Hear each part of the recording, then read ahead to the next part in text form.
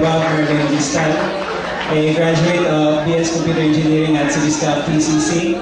Currently, I am working as an engineer of Cebu Mitsumi Incorporated together with my seatmate. I am assigned in the micro actuator technology or mali siya ang kanang focusing sa camera for zooming and then padung na po ma-regular hopefully. Thank you. Mayang gabi ng tanan. I am Jurali Kamali from Hilar. I graduated Bachelor of Science in Computer Engineering last March, and from June until now, I am currently the data and computer sector by ISO from working in Civisca PCC. That's all. Thank you. Hello, good evening. I'm Ronaldine Baldapan. I took DIT Electronics, then after graduation, I worked as a manufacturing technician sa Lexmark. Just this year, nakasubo ang apelido sa Ronaldine Rohero na ako. Wala akong ba? Akong ginadala ng para na ako itig, batik picture, o natig ako ako kay kanang patayan ako anak kay para kay mahanap na siya nga makuha sa kubali. I'm braggy karon man iwan man. Tulong kami po. Thank you. Hello, mayong gabi. Kung sa itong mo pakailan ako nitong nawilon sa kanang mga program nga with feelings ko no. Ako to sa una itong magkamang-kamang nga kung sa'yo mag-costume o bain. So, I am Dennis Galopi, taking a diploma in industrial technology, major in electrical technology, then graduated, ano sa to? 2007. Then, ni-proceed ko via SIT, ni-graduate na po, 2008. Hikuha na po bridging, then, nahuman ako ang bridging, pero ako ni-graduate. Kaya di man pag-graduate to. Then, karon presently connected at Bohol Island State University as instructor sa laboratory sa electrical engineering, diploma in industrial technology, and Bachelor of Science in industrial technology. That's all. Thank you. Hi, good evening. I'm Madeline Salingay from Shabang Yunes. Ang pinaka-silent sa batch 2004, pero parang di na. I took DIT Electronics sa Civisca and graduated 2007. And then nag-UJT ko sa Lexmark. Then presently connected at Mechanical Handling Equipment Company Incorporated as Sales Secretary. That's all. Mayang gabi sa tanan. Ako si Maria Gatchen Millurida. Sa una lang mo.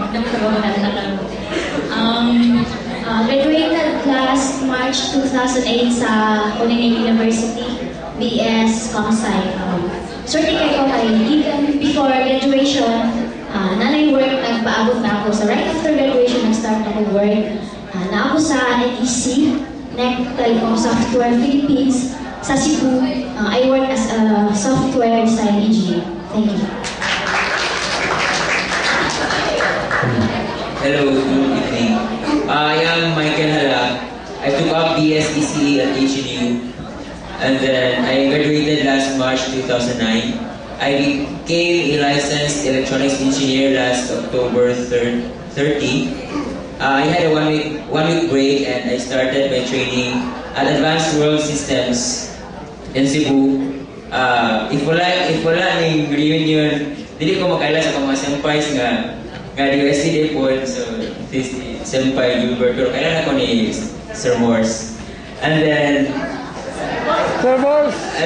if wala ko kana maka-attend na yung reunion, dili ko makaibaw mga katong auditor bitaw nga CPA. Ako tong silingan, di wala ko kaibaw ka di USD kung siya sa nagkuran ng kinuraten ganihan nga di USD kuno ko. So dagang itabo karon Mila, so thank you for the organizers. Good evening. Maadjong gabi ng tanan. Ko dahil si Julius Brownlay. tubong sa Lisidrohan sa Bohol. Graduate of Electrical Technology, DIT sa CISCA last 2007. Then, connected ko sa Lexmark International Philippines karon as manufacturing technician. Salamat. Good evening, everyone. I'm Luther Rin Departas from Maribohawk, and I took up BSMAN. We're proud to say we're the first batch of BSc scholars who took the mechanical engineering course, and we just took the licensure exam last October, and we're also proud to say that we emerged as the top 1 performing school. Right now, I'm currently employed at Dash Engineering Philippines Incorporated as one of the design engineers of the advanced machinery department. That's all. Good evening.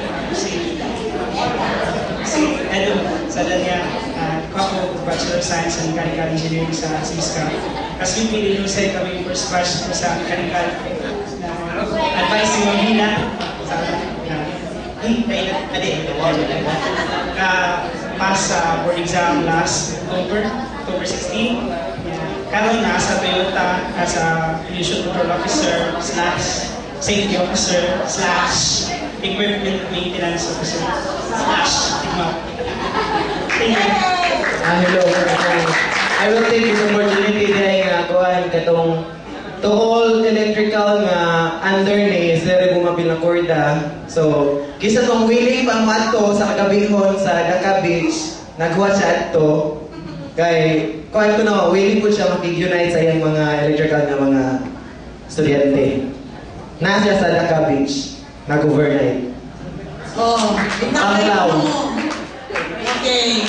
Lahat na bulan. Naapay ni usasik. Di na bulanon. Naay usang, nakagwapa